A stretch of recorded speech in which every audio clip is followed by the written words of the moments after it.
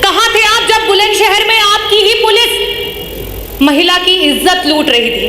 कहां थे आप जब घटना हुई हाथरस में, मथुरा में, मेरठ में, सुल्तानपुर में, कासगंज में, कौशाम्बी में, बनारस में, लखीमपुर खीरी में, उन्नाव में और फतेहपुर में बेटियां बर्बाद हो गई? कहां थे आप? अगर इन परिवारों को किसी ने मदद पहुंचाई तो समाजवादी पार्टी ने पहुंचाई, अगर वहां कोई पहुंचा तो समाजवादी पार्टी के राष्ट्रीय अध्यक्ष श्री अखिलेश यादव जी पहुंचे। चाहे पार्लियामेंट हो, चाहे यूपी की असेंबली, पार्लियामेंट में आप नेहरू को कोसो और जब यूपी की विधानसभा हो तो आप नेताजी को तोसो। और क्यों?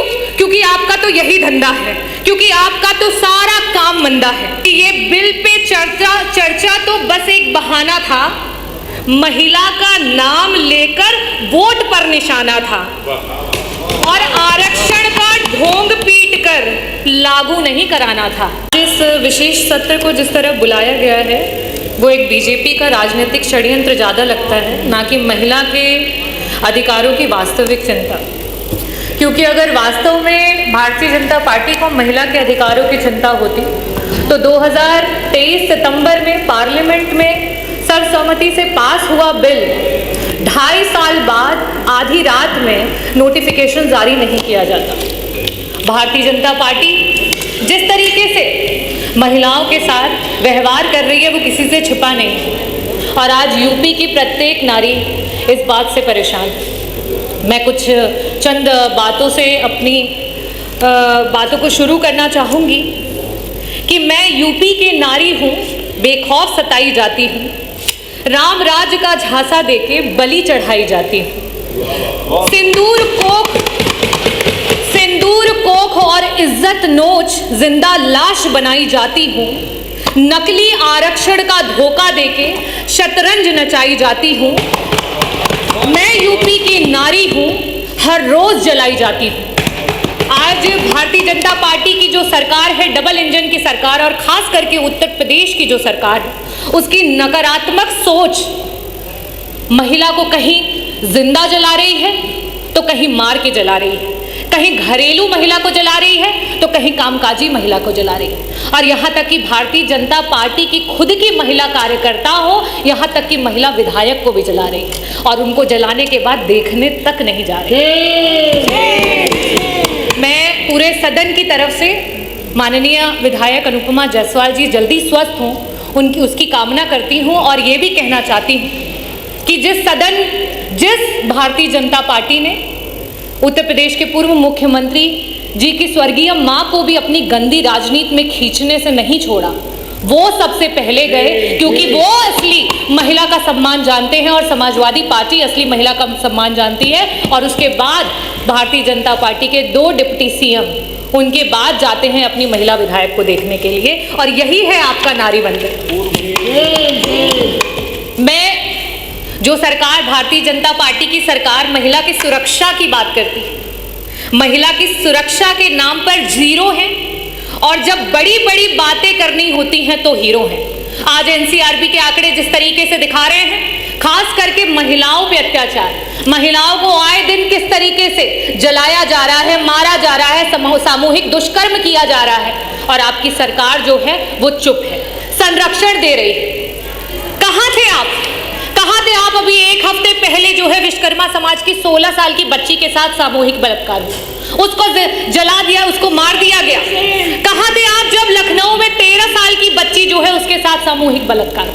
कहां थे आप जब गाजियाबाद में 4 साल की बच्ची है उसकी बलात्कार करके हत्या कर दी गई? कहां थे आप जब मेरठ में एक दलित मां को मार दिया और उसकी बेटी को उठा करके ले गए? कहां थे आप जब कानपुर में एक 15 साल की बिटिया को उसका यौन शोषण किया जा रहा है? कहां थे आप जब बुलंदशहर में आपकी ही पुलिस महिला की इज्जत लूट रही थी?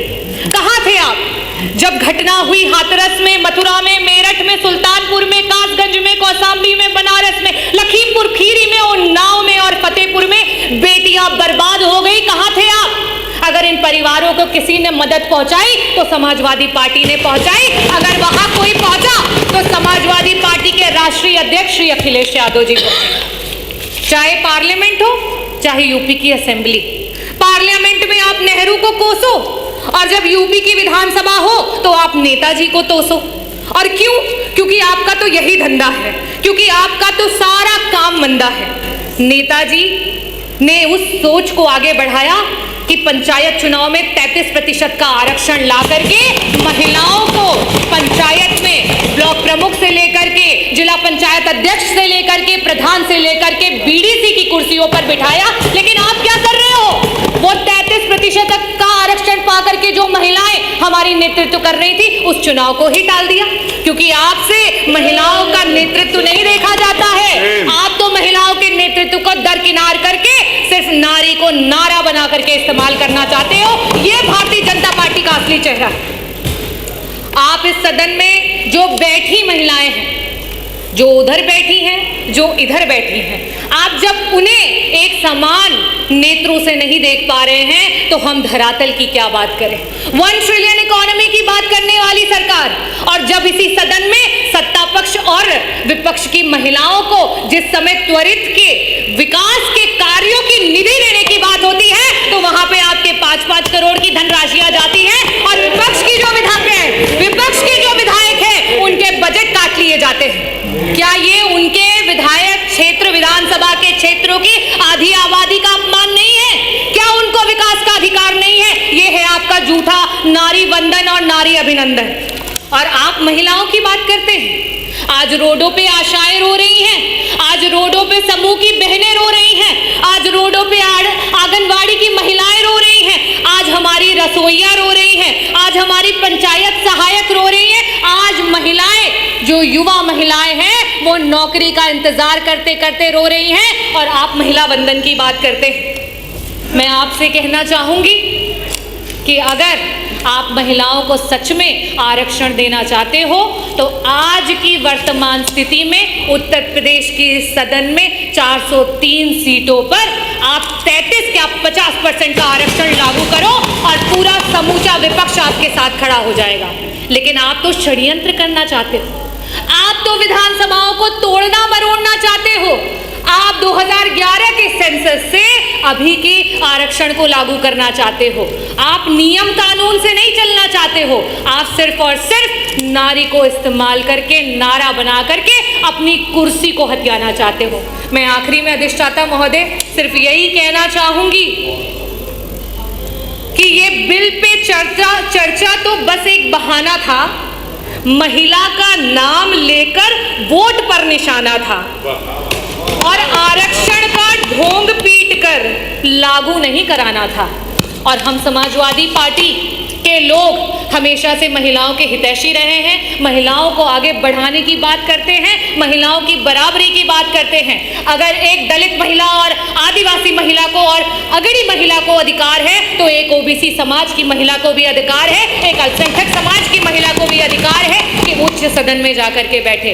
लेकिन आपके षड्यंत्र और मंसूबे और जो भारतीय जनता पार्टी ने सेट करने का प्रयास किया है, माननीय अधिष्ठाता महोदय, अभी तो 8 मिनट हुए भी नहीं कर लेने 7 मिनट कि अभी अच्छा करिए जल्दी करिए। जो नैरेटिव सेट करने का प्रयास किया है वो नैरेटिव धरातल पर फेल हो गया है और 2027 में पीडीए की जो ए है आधी आबादी वो बढ़ चढ़ करके आपको आईना दिखाएगी और 2027 में समाजवादियों की सरकार लाएगी। जय भीम, जय भारत, जय धन्यवाद।